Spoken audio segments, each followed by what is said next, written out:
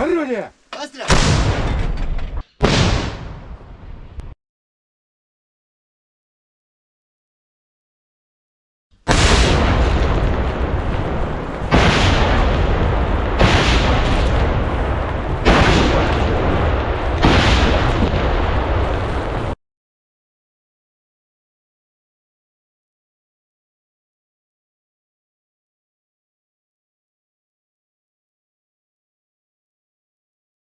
This is War Map, August 6th, 2026.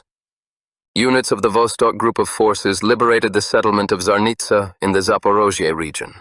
Soldiers of the 5th Separate Tank Brigade of the 36th Combined Arms Army of the Vostok group of forces continued their offensive operations and took control of the settlement of Zarnitza in the Zaporizhzhia region.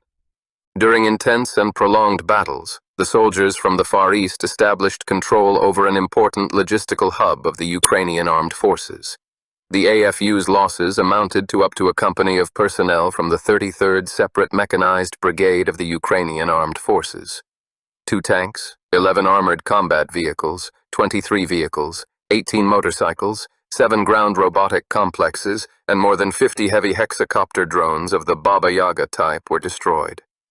With the liberation of Zarnitza, an important section of the AFU's defenses, with an area of more than 11 square kilometers, came under the control of the Vostok group of forces.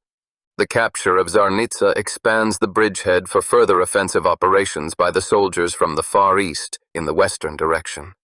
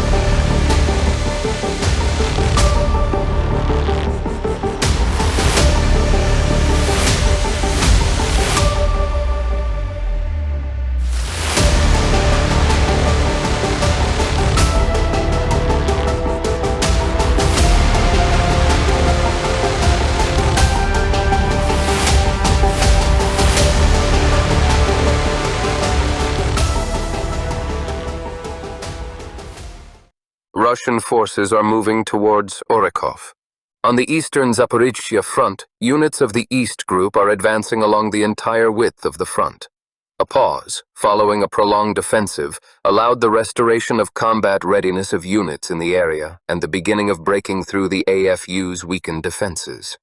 North of Rozhdestvenskoye, Rizhtvyanka, Russian assault troops have occupied the settlement of Zarnitza. Ukrainian formations have redeployed units of several assault regiments to the area, but have been unable to hold or recapture the positions. In the wooded areas between Rozhdestvenskoye and Vostok, AFU infantry remains present, but there is no question of them controlling this section.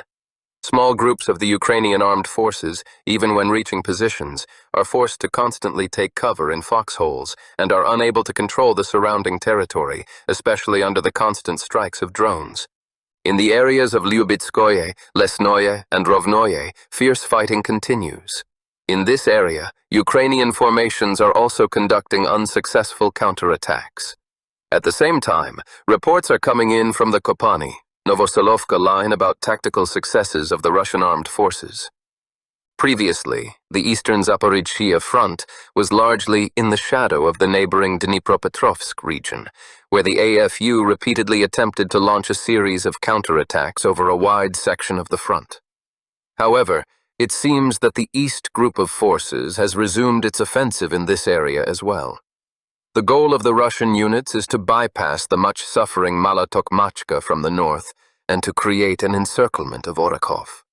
The outcome of these battles will determine the further dynamics of the fighting in the Zaporizhzhia region. And if they are successful, we can already talk about the prospects of advancing towards the regional administrative center. And let's hope that the recent personnel changes in the Ministry of Defense will contribute to this. Until next battle.